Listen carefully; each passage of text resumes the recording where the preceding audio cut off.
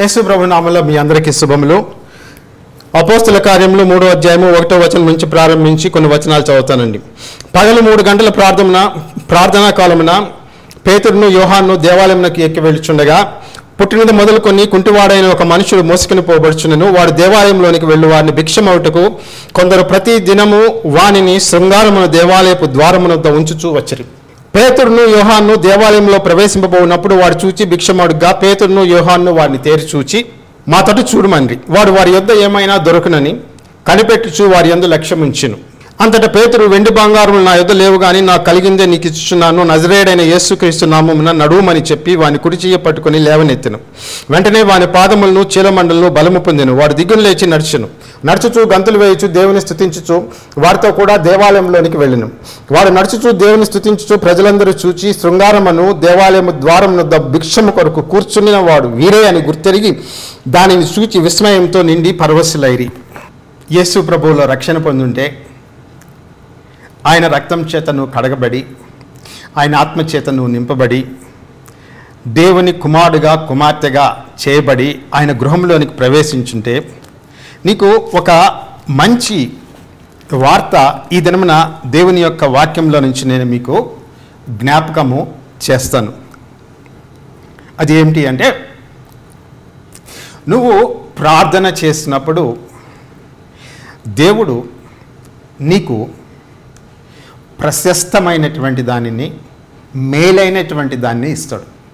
అందుకని ఆయన కేవలము విశ్వాసం ద్వారా యేసు ప్రభు మీద విశ్వాసం ఉంచినటువంటి ప్రతి వ్యక్తికి రక్షణ అనేటటువంటిది ఆయన ఇస్తూ ఉన్నాడు.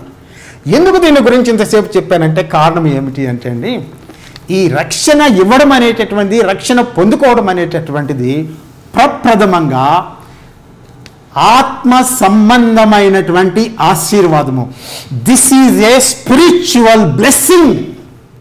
అది ఈ పరలోక సంబంధమైనటువంటి ఆశీర్వాదము, ఈ ఆత్మ సంబంధమైనటువంటి ఆశీర్వాదము, లేదంటే రక్షణ అనేటటువంటిది నేను నా వ్యక్తిగత ప్రయాసతోటి, నా సంకల్ప బలముతోటి, నా నీతియుక్తమైనటువంటి ప్రవర్తనతోటి, నా ధర్మబద్ధమైనటువంటి ప్రవర్తనతోటి కొన్ని మంచి పనులు చేయడం వల్ల, కొన్ని ఆచారాలను పాటించడం వల్ల, కొన్ని పుణ్యక్షేత్రాలని దర్శించడం వల్ల, ఉదాహరణకి యెరూషలేము కొంతమంది పుణ్యస్థలంగా భావిస్తారు, దాని దగ్గర పోతారు. పుణ్యస్థలం ఏదైనా కావచ్చు, చాలామందికి పుణ్యస్థలాలు ఉంటాయండి, పవిత్రమైనటువంటి నదులు ఉంటాయి, వాటిలో మునిగి తేలడం వల్ల పాపాలు పోతాయని చెప్పి, పరలోకంలోకి ప్రవేశం లభిస్తుందని చెప్పి చాలామంది ఆశపడతారు. వాటి వల్ల దేని వల్ల కూడా రక్షణ అనేటటువంటి ఆత్మ సంబంధమైనటువంటి పరలోక సంబంధమైనటువంటి ఆశీర్వాదము నీ జీవితంలోనికి రాదు. నువ్వు ఎంత ప్రయాసపడినా, ఎన్ని మంచి కార్యాలు చేసినా నీ హృదయాన్ని పాపం నుంచి నువ్వు శుద్ధి చేసుకోలేవు. పుట్టుకతోనే నువ్వు పాపము చేసినటువంటి వాడవు.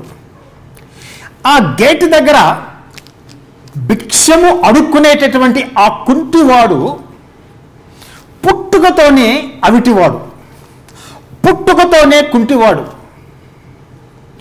మానవ ప్రయత్నంతో, మానవ పద్ధతుల్లో పుట్టుకతో వచ్చినటువంటి అవిటితనము తొలగిపోతుంది. దేవుని యొక్క శక్తి అపోస్తలుడైనటువంటి పేతురు ద్వారా ఆ భిక్షగాడి శరీరంలోనికి బహు బలంగా ప్రవేశించినప్పుడు వాడి కాళ్ళు, వాడి యొక్క చీలమండలు, వాడి ఎముకలు, వాడి నరాలు, వాడి జాయింట్లు, వాడి నరముల యొక్క వ్యవస్థ, whole nervous system, whole muscles and bones, every muscle, అది ఏమైందంటే ఆ దేవుని యొక్క శక్తితో అయితే నింపబడి నూతనత్వాన్ని, నూతన బలాన్ని పొందుకొని వాడు తన కాళ్ళ మీద నిలిచి నడిచి గంతులు వేయగలిగాడు. పాపం అనేటటువంటిది పుట్టుకతో వస్తుంది. నువ్వు పాపము చేయడం వల్ల నువ్వు పాపివి కావడంలే,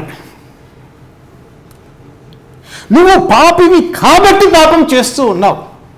సో ఈ పుట్టుకతో వచ్చినటువంటి అవిటితనం అనేటటువంటిది తొలగించుకోవడం అనేటటువంటిది, అంటే ఈ పాపం అనేటటువంటి అవిటితనం అనేటటువంటిది తొలగించుకోవడం అనేటటువంటిది మానవ ప్రయత్నాల ద్వారా కుదరదు. జరగదు.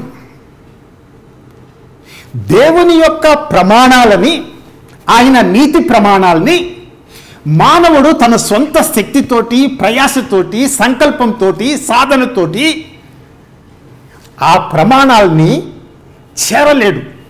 నువ్వు ఆ విధంగా అనుకుంటూ ఉన్నావంటే నీకు దేవుని గురించినటువంటి అవగాహనలో లోపం ఉంది. అంటే ఆయన యొక్క పవిత్రత, పరిశుద్ధత, ఆయన నీతి అనేటటువంటి దాన్ని నువ్వు చాలా తక్కువగా అంచనా వేస్తూ ఉన్నావు. రెండోది, మానవుని గురించినటువంటి అవగాహనలో కూడా లోపం ఉంది. నువ్వు మానవుడి గురించి ఏమనుకుంటున్నావు? What you think of your self, what you think of a human being, what you think of God. వీటిలో రెండిట్లో కూడా, in both these aspects you have some ఫ్లాడ్ understanding. Twist అయిపోయింది నీ అండర్స్టాండింగ్. దేవుడి యొక్క పరిశుద్ధతను గురించి నీకు అవగాహన లేదు, ఆయన శక్తిని గురించి నీకు అవగాహన లేదు, ఆయన ఎంత పవిత్రుడైనటువంటి వాడో నీకు అవగాహన లేదు. అందుకని నువ్వేమనుకుంటావంటే నా యొక్క పుణ్యముతోటి, నా యొక్క సాధనతోటి, నా యొక్క సంకల్పముతోటి, నా యొక్క మంచి పనులతోటి, నేను ఇచ్చేటటువంటి దానాలతోటి, ధర్మంతోటి, నా పితరులను నేను గౌరవించడం వల్ల. మీకు తెలుసా అండి, పూర్వకాలంలో రోమ్ సామ్రాజ్యంలో ఉండేటటువంటి రోమా మత వ్యవస్థలో, ఆ మత వ్యవస్థలో ఉండేటటువంటి ఒక ముఖ్యమైనటువంటి భాగం ఏమిటో తెలుసా అండి? రోమ్ సామ్రాజ్యంలో ఉండేటటువంటి ఆ పౌరులు ఆ వాళ్ళ ఇళ్లలో పితరులని వాళ్ళు పూజించేటటువంటి వాళ్ళు. తల్లిదండ్రులు, వాళ్ళ తల్లిదండ్రులు, పితరులు, వాళ్ళని పూజించేటటువంటి వాళ్ళు, వాళ్ళు దీవెనలు ఇస్తారని నమ్మేటటువంటి వాళ్ళు. సో ఇటువంటి అవగాహనతోటి నువ్వు ఉంటూ ఉన్నావు. దేవుణ్ణి గురించినటువంటి అవగాహనలో నీకు లోపం ఉంది, నిన్ను గురించినటువంటి అవగాహనలో నీకు లోపం ఉంది. అందువల్ల నువ్వేమనుకుంటావంటే నేను చేసి నా ప్రయత్నము వల్ల, నా ఆచారం వల్ల, నా ధర్మబద్ధమైనటువంటి ప్రవర్తన వల్ల, నా నీతి వల్ల, నా దాన ధర్మాల వల్ల, నా వస్త్రదానం వల్ల, నా పూజల వల్ల, నా వ్రతాల వల్ల, నా క్రతువుల వల్ల నేను పుణ్యాన్ని సంపాదించి నా నీతిని పెంపొందించుకొని దేవుడు నీతికి సమానంగా నేను ఎదగగలను, ఆయన పవిత్రతకి సమానంగా నా పవిత్రతను నేను పెంచుకోగలను. I can increase my holiness by my own efforts to the level of God.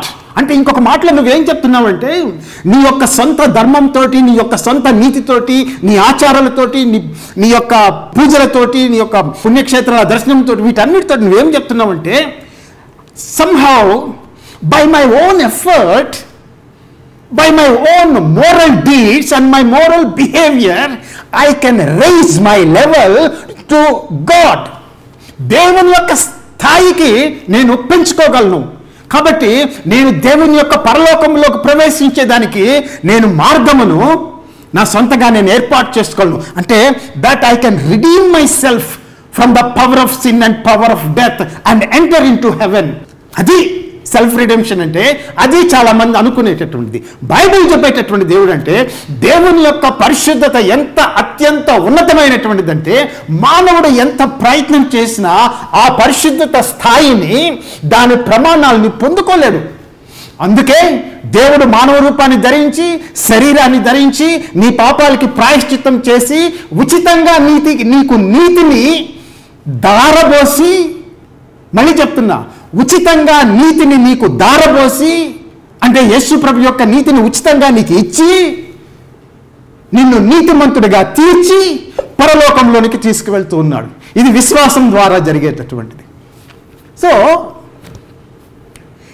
ఈ రక్షణ పొందడము అనేటటువంటిది మొట్టమొదటి ఆత్మ సంబంధమైనటువంటి, పరలోక సంబంధమైనటువంటి ఆశీర్వాదము, దీవెన.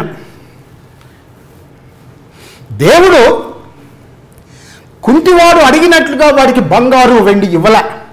కొన్ని నాణ్యాలు వాడి జోలలో కుమరించేసి వెళ్ళిపోలే. పేతురు వెళ్ళిపోలే. ఆ పని చేయమని చెప్పి దేవుడు పేతురుకి చెప్పలే. దేవుడు వాడికి రెండు ముఖ్యమైనటువంటి కార్యాలు చేశాడు. అంతకుముందు చెప్పాను కదండి. ఒకటి అద్భుతంగా స్వస్థతనిచ్చాడు, రెండోది రక్షణ ఇచ్చాడు. రక్షణ అనేటటువంటిది ఆత్మ సంబంధమైనటువంటి కార్యము, పరలోక సంబంధమైనటువంటి కార్యము. పరలోక సంబంధమైనటువంటి ప్రతి ఆశీర్వాదమును నీ దగ్గరికి తీసుకుని వచ్చేటటువంటిది యేసు ప్రభువు నీకు ఇచ్చేటటువంటి రక్షణ. Salvation is a spiritual act. రక్షణ అనేటటువంటిది ఆత్మ సంబంధమైనది. It is not a material thing. It does not belong to this material world. ఆ పరలోక సంబంధమైనటువంటి ఆత్మ సంబంధమైనటువంటి ఆశీర్వాదము రక్షణ ద్వారా నీలోకి వస్తుంది. ఎఫెసీయులకు రాసినటువంటి పత్రిక 1వ అధ్యాయం 3వ వచనంలో ఒక అద్భుతమైనటువంటి వాక్యం రాయబడుతుందండి. మన ప్రభువైన యేసు క్రీస్తు యొక్క తండ్రి యొక్క దేవుడు స్తుతింపబడునుగాక. ఆయన క్రీస్తునందు పరలోక విషయములలో ఆత్మ సంబంధమైనటువంటి ప్రతి ఆశీర్వాదమును మనకు అనుగ్రహించునని చెప్పి రాయబడింది. ఈ వాక్యం నేను మొట్టమొదట్లో ప్రారంభంలో చదువుకునేటప్పుడు, రక్షణ వచ్చినప్పుడు, ఆ తర్వాత కొద్ది కాలం తర్వాత ఈ వాక్యం చదివి నేను చాలా మదనపడ్డా. ఎందుకంటే దేవుడు పరలోకంలో ఉండేటటువంటి ప్రతి ఆత్మ సంబంధమైనటువంటి ఆశీర్వాదాన్ని మనకు అనుగ్రహిస్తున్నాడని చెప్పి రాశాడు, బాగానే ఉంది. భూలోక సంబంధమైనటువంటి ఆశీర్వాదాలు, ఇహలోక సంబంధమైనటువంటి ఆశీర్వాదాలు ఇవి ఏమీ కూడా రాయలేదే. అంటే ఇవన్నీ కూడా దేవుడు మనకి ఇవ్వలేదా అని ఆలోచించుకుని చాలా కొంచెము వ్యసనపడ్డా. అయితే దేవుడు మనము బైబిల్ చదివే కొంది, ఆయన గురించి ధ్యానించే కొంది కొన్ని కొత్త విషయాలను బయలుపరుస్తాడు. దాన్ని అపోస్తలుడైనటువంటి పౌలు ఏమంటాడంటే జ్ఞానము, ఆత్మ ప్రత్యక్షత కలిగినటువంటి మనస్సు అంటాడు. ప్రతి విశ్వాసికి కూడా ఇవి కలగాలి అని చెప్పి అపోస్తలుడైనటువంటి పౌలు ప్రార్థన చేసేటటువంటి వాడు.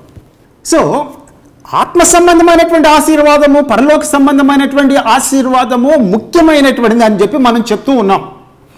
కుంటివాడికి దేవుడు పరలోక సంబంధమైనటువంటి ఆత్మ సంబంధమైనటువంటి ఆశీర్వాదాన్ని మొట్టమొదటిగా అనుగ్రహించాడు. స్వస్థతతో పాటు సైమల్టేనియస్గా వాడికి రక్షణ అనేటటువంటిది లభించింది. అందువల్లనే వాడు నిలుచుండి నడుచుచు, గంతులు వేయచ్చు, దేవుణ్ణి స్తుతించుచు అపోస్తలుల వెంట వాడు నడుస్తూ ఉన్నాడు, వాళ్ళలో చేరాడు. అంటే ఈ పరలోక సంబంధమైనటువంటి ఆశీర్వాదము ఎందుకు దేవుడు వాడికి ఇచ్చాడని చెప్పి నేను చెప్తూ ఉన్నానంటే, why I'm emphasising that particular point that God has given that crippled man spiritual blessing, that is salvation. ఎందుకు ఇచ్చాడు అని చెప్పి నేను చెప్తూ ఉన్నానంటే, పరలోక సంబంధమైనటువంటి ఆశీర్వాదాలు కానీ ఉంటే భూలోక సంబంధమైనటువంటి ఆశీర్వాదాలు వస్తాయి. ఒక విషయాన్ని మీకు జ్ఞాపకం చేస్తాను. ఇశ్రాయేలీయులు ఐగుప్తు దేశంలో నుంచి విడిపించబడ్డారు. సీనాయి పర్వతం దగ్గర దేవుడు వాళ్ళని తన సొంత ప్రజగా చేసుకున్నాడు. వాళ్ళకి ప్రత్యక్షమయ్యాడు, ధర్మశాస్త్రాన్ని ఇచ్చాడు, ప్రత్యక్ష గుడారం నిర్మించమన్నాడు, అగ్నిస్తంభం ద్వారా వాళ్ళ మధ్య ఆయన నివసిస్తూ ఉన్నాడు. తర్వాత సొలొమోను మందిరం కట్టాడు. ఇవన్నీ కూడా అడిగిపోయినాయి. భూమి అంతా ఇచ్చాడు, పొలాలు ఇచ్చాడు, ఎవ్రీ మెటీరియల్ బ్లెస్సింగ్ వాళ్ళకి అన్నీ కూడా ఇచ్చాడండి. కానీ కొంతకాలం తర్వాత మీరు కానీ గమనిస్తే ఇశ్రాయేలీయులు తమ యొక్క భూలోక సంబంధమైనటువంటి ఆశీర్వాదాలు కోల్పోయారు. మొట్టమొదటిగా క్రీస్తుకు పూర్వము 7222 అనుకుంటా పైన ఉండేటటువంటి 10 తెగలు ఉన్నాయి చూసారా, సమరయ అంటారు, లేదంటే ఇస్రాయేల్ అంటారు. పైన ఉండే దేశం చీలిపోయిన తర్వాత 10 తెగల పైన, కింద 2 తెగలు, అది యూదా అంటాం. ఆ 10 తెగల వారిని 722లో అంటే యూదా చెరపట్టక ముందు అష్షూరు దేశమో లేదంటే సిరియా దేశమో వచ్చి వాళ్ళని ఓడించి అక్కడ ఉండేటటువంటి జనాన్ని చెరపట్టుకొని తీసుకొని వెళ్ళిపోయారు. దేశము లేదు, భూమి లేదు, ఇల్లు లేవు, ఏమీ లేవు. కొద్ది కాలం తర్వాత 585 ఎంతో అనుకుంటా నెబుకద్నెజరు వచ్చాడు. ఆయన 3 దఫాలుగా దాడి చేశాడు దాని మీద. యూదా దేశంలో ఉండేటటువంటి సమస్తాన్ని తగలబెట్టేశాడు.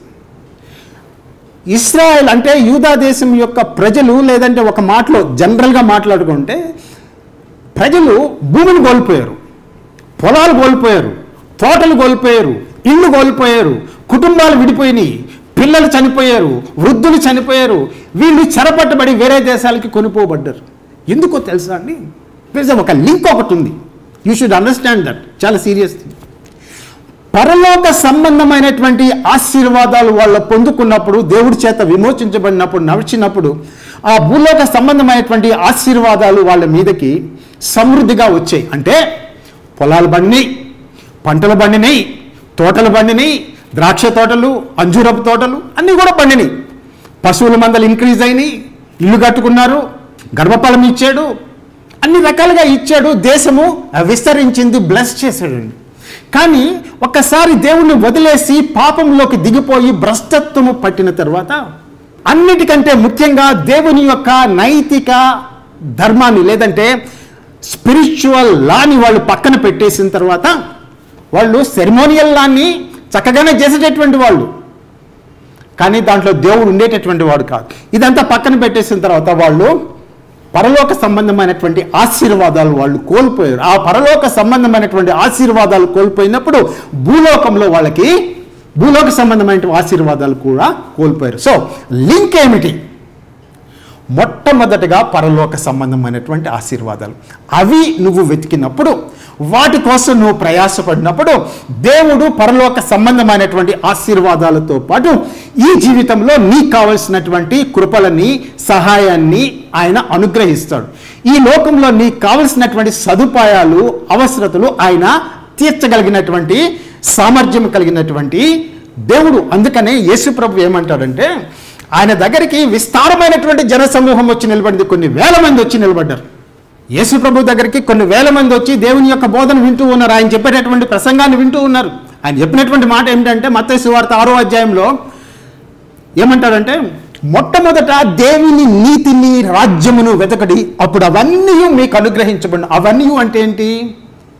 ఆహారము, భోజనము, బట్టలు, చెప్పులు, వీటన్నిటిని గురించి వాళ్ళకి చాలా బాధపడుతూ ఉన్నారు, అవసరంలో ఉన్నారు, కొరతలో ఉన్నారు. పేద ప్రజలు ఉండొచ్చు, ఇరుకులో ఉండేటటువంటి వాళ్ళు ఉండొచ్చు. వాళ్ళ ముందు ఆయన పెట్టినటువంటి నియమం ఏంటి అంటే, first seek the kingdom of God, then all these things will be added unto you. All these things అంటే దేర్ మెటీరియల్ నీడ్స్, వస్తుపరమైనటువంటి ఆశీర్వాదాలు ఇవి కూడా మీకు ఇవ్వబడతాయని చెప్పి యేసు ప్రభు చెప్పాడు. నేను చెప్పేటటువంటి మాట కాదు. సో ఫస్ట్ ఆయన పెట్టినటువంటిది ఏంది? పరలోక సంబంధమైనటువంటి ఆశీర్వాదాలు, ఆత్మ సంబంధమైనటువంటి ఆశీర్వాదాలు. అవి పెట్టి వీటిని వెంబడించండి, ఇవి ఫాలో అవుతాయి అన్నాడు. ద్వితీయోపదేశకాండంలో అదే మాట చెప్పాడు. మొట్టమొదటిగా దేవుని యొక్క ఆశీర్వాదాలు, ఆత్మ సంబంధమైన ఆశీర్వాదాలు ఆయన్ని వెతకండి, ఇవన్నీ కూడా మిగిలిన మెటీరియల్ బ్లెస్సింగ్స్ అన్ని కూడా ఫాలో అవుతాయి. దేవుడు ఈ కుంటివాడికి మొట్టమొదటి చేసినటువంటి కార్యం ఏంటంటే, వాడిని పరలోక విషయాల్లో లేదంటే రక్షణ విషయంలో వాడిని బ్లెస్ చేసి ఆశీర్వదించాడండి. ఆశీర్వదించాడు అంటే వాడు ఆ దినమున ఆ దేవుని మందిరం నుంచి సాయంత్రం మామూలుగా ఇంటికి వెళ్ళిపోతాడు.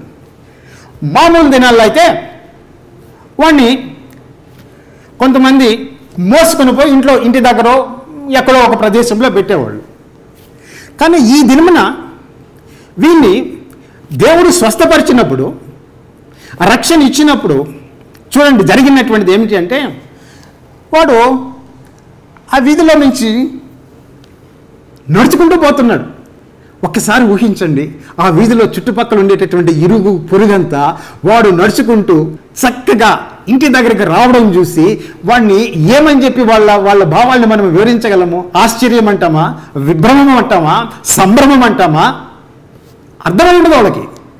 వాడు నడుచుకుంటూ పోయాడు. అది కూడా దేవుడికి సాక్ష్యం చెప్పుకుంటూ పోతూ ఉన్నాడు. అటువంటి అద్భుత కార్యం దేవుడు చేశాడు. కానీ దానితో పాటు పరలోక సంబంధమైనటువంటి ఆత్మ సంబంధమైన రక్షణ ఇచ్చాడు. వాడు ఇంటికి పోయిన తర్వాత ఇక నుంచి వాడు మందిరం దగ్గరకు వచ్చి అడుక్కోవాల్సినటువంటి స్థితి వాడికి లేదు. దేవుడు కాళ్ళు ఇచ్చాడు, చక్కగా చేతులతోటి కాళ్ళు చేతి పని చేసుకుంటాడు, సంపాదించుకునే సామర్థ్యం వచ్చింది, డబ్బు సంపాదించుకుంటాడు, తన బట్టలు కొనుక్కోగలడు, తన కూడు తను తినగలడు, ఇంట్లో వాళ్ళకి పెట్టగలడు. ఇవన్నీ కూడా దేవుడు వాడికి ఇచ్చినటువంటి స్వస్థత ద్వారా, పరలోక సంబంధమైనటువంటి రక్షణ వాడికి ఇవ్వడం ద్వారా వాడి జీవితంలోనికి ప్రవేశపెట్టాడండి. ఆ దినం మొదలుకొని వాడికి దేవుని దగ్గరికి పోయేదానికి ఒక యాక్సెస్ మార్గం అనేటటువంటిది ఏర్పాటు చేయబడింది. రక్షణ పొందాడు కదండి. రక్షణ పొందినప్పుడు ఒక వ్యక్తికి జరిగేటటువంటిది ఏమిటి అంటే, ఆ వ్యక్తి పరలోకంలో ఉండేటటువంటి దేవుని దగ్గరికి పోయి క్రైస్తవ విశ్వాసం ప్రకారం ఆ దేవుణ్ణి తండ్రి, ఒక పెక్యులర్ పదం ఇది, తండ్రి నాయనా అని చెప్పి పిలవగలిగేటటువంటి ధైర్యము, స్వేచ్ఛ, చనువు ఈ వ్యక్తికి లభించింది. అడగగలడు, నా జీవితంలో ఇది లోపం, నా జీవితంలో ఇది కొరతుంది, నాకు ఇది సమకూర్చు, నాకు ఇది సహాయం చేయి. చూడండి, పరలోక సంబంధమైనటువంటి ఆశీర్వాదాలు సంపాదించుకున్న తర్వాత భూలోక సంబంధమైనటువంటి ఆశీర్వాదాలు దేవుడి దగ్గరకు పొందేదానికి మార్గము ఈజీ అవుతుంది. భూలోక సంబంధమైనటువంటి ఆశీర్వాదాలు పొందుకునేదానికి పరలోక సంబంధమైన ఆశీర్వాదాలు మీన్స్ అని చెప్పి నేను చెప్పడంలే, దాని విలువ అదేం తగ్గదు. మొట్టమొదటిగా దాన్ని వెతకాలి అంతే. నీ జీవితంలో కూడా నువ్వు పరలోక సంబంధమైనటువంటి ఆశీర్వాదాల్ని మొట్టమొదటిగా వెతకాల. అంటే నువ్వు ఖచ్చితంగా రక్షణ పొంది తీరాల. నీ రక్షణ విషయంలో నీకు నిశ్చయత, నిర్ధారణ నీ హృదయంలో నువ్వు కలిగి ఉండాల. మీ పాస్టర్ గారు చెప్పడం కాదు, మీ బిషప్ గారు చెప్పడం కాదు, ఎవరో వచ్చి నీకు కన్ఫర్మేషన్ ఇవ్వడం కాదు, పలాని చర్చిలో సభ్యుడని చెప్పి కాదు, దేనివల్ల కాదు. నీ హృదయము లోపల, నీ హృదయము అంతరంగంలో పరిశుద్ధాత్మ నీ ఆత్మతో కలిసి సాక్ష్యం చెప్తాడు, you are a child of God, God is your father, Jesus is your saviour అనేటటువంటి సాక్ష్యము నీ హృదయ అంతరంగంలో లిఖించబడుతుంది అంతే. దాన్ని ఎవరో తొలగించలేడు.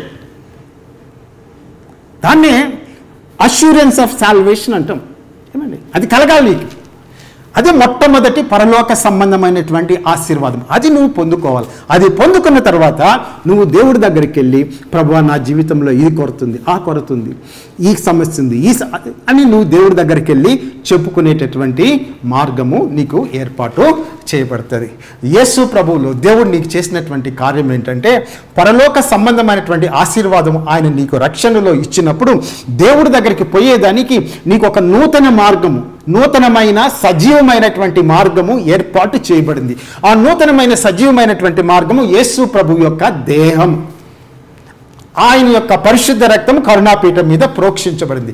ఆ దేహము అను తెర ద్వారా మనము దేవుని యొక్క కృపాసనం దగ్గరకు వచ్చి ఆయనని ధైర్యముతో, విశ్వాసంతో అడిగేదానికి మార్గం ఏర్పాటు చేయబడింది. ఇది పరలోక సంబంధమైనటువంటి ఆశీర్వాదం. రక్షణతో నీకు వస్తుంది.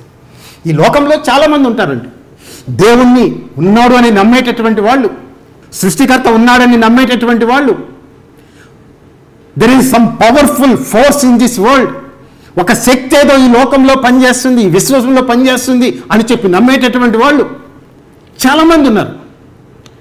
కానీ ఒక విషయం మాత్రం నువ్వు ఈ దినమున నిర్ధారించుకో. అది ఏంటి అంటే, దేవుని యొక్క కృపాసనం దగ్గరికి పోవాలంటే ప్రతి ఒక్కడు కూడా పోలేడు. యేసు ప్రభువులో రక్షణ పొందినటువంటి వాడు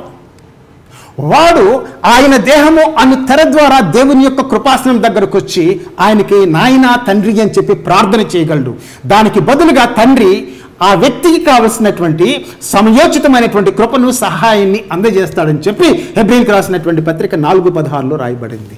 మిగిలినటువంటి వాళ్ళు కూడా నమ్ముతారు దేవుడు ఉన్నాడని, ఏదో శక్తి ప్రపంచాన్ని నడిపిస్తుందని, మానవాతీతమైనటువంటి శక్తి ఉందని నమ్ముతారు. దేవుని గురించి మాట్లాడతారు, దేవుని గురించి చర్చిస్తారు. వాళ్ళందరికీ కూడా ఆ దేవుని యొక్క కృపాసనం దగ్గరికి పోయేదానికి యాక్సెస్ అనేటటువంటిది ఉండదు. అది కేవలము యేసు ప్రభువు సిలువలో మరణించినటువంటి ఆ పరిశుద్ధమైనటువంటి దేహం ద్వారా దేవుని యొక్క కృపాసనం దగ్గరకు పోయేదానికి మార్గాన్ని సరళం చేస్తుంది. పరలోక సంబంధమైన ఇది నీకు మొదట దొరికితే నీ జీవితంలో మిగిలినటువంటి వాటిని దేవుని దగ్గర నుంచి నువ్వు పొందుకో. ఆకాశములు ఎన్నైనా పట్టలేని ప్రేమాది, సముద్రములు ఎన్నైనా నింపలేని ప్రేమాది. ఆకాశములు ఎన్నైనా పట్టలేని ప్రేమాది, సముద్రములు ఎన్నైనా నింపలేని ప్రేమాది. యేసయ్యా యేసయ్యా నీ ప్రేమే చాలయ్యా, యేసయ్యా యేసయ్యా నీ ప్రేమే చాలయ్యా. ఆకాశములు ఎన్నైనా పట్టలేని ప్రేమాది. అగ్ని జ్వాలల కన్నులవి భగా భగా మండునవి, అగ్ని జ్వాలల కన్నులవి భగా భగా మండునవి. బండ వంటి గుండెలను నీరు కార్చిన ప్రేమాది, బండ వంటి గుండెలను నీరు ఖర్చిన ప్రేమాది, ఆరని మారని ప్రేమాది, నన్నే మార్చిన ప్రేమాది, ఆరని మారని ప్రేమాది, నన్నే మార్చిన ప్రేమాది. యేసయ్యా యేసయ్యా నీ ప్రేమే చాలయ్యా, యేసయ్యా యేసయ్యా నీ ప్రేమే చాలయ్యా. ఆకాశములు ఎన్నైనా పట్టలేని ప్రేమాది, సముద్రములు ఎన్నైనా నింపలేని ప్రేమాది. రక్తధారల చేతులవి చాచేయున్న బాహు అది, రక్తధారల చేతులవి చాచేయున్న బాహు అది. తప్పులను ఎంచదది, వేచి వెంటాడు ప్రేమాది, తప్పులను ఎంచదది, వేచి వెంటాడు ప్రేమాది. రొమ్మున దాచిన ప్రేమాది, నన్నే దోచిన ప్రేమాది, రొమ్మున దాచిన ప్రేమాది, నన్నే దోచిన ప్రేమాది. యేసయ్యా యేసయ్యా నీ ప్రేమే చాలయ్యా, యేసయ్యా యేసయ్యా నీ ప్రేమే చాలయ్యా. ఆకాశములు ఎన్నైనా పట్టలేని ప్రేమాది, సముద్రములు ఎన్నైనా నింపలేని ప్రేమాది. మేకు దిగిన పాదాలవి రక్త సిక్త మార్గమది, మేకు దిగిన పాదాలవి రక్త సిక్త మార్గమది. గుంట నుండి పైకెత్తి నన్ను చేర్చి కూర్చిన ప్రేమాది, గుంట నుండి పైకెత్తి నన్ను చేర్చి కూర్చిన ప్రేమాది. పరిగెత్తి వచ్చిన ప్రేమాది, పగ్గాలే లేని ప్రేమాది, పరిగెత్తి వచ్చిన ప్రేమాది, పగ్గాలే లేని ప్రేమాది. యేసయ్యా యేసయ్యా నీ ప్రేమే చాలయ్యా, యేసయ్యా యేసయ్యా నీ ప్రేమే చాలయ్యా. ఆకాశములు ఎన్నైనా పట్టలేని ప్రేమాది, సముద్రములు ఎన్నైనా నింపలేని ప్రేమాది.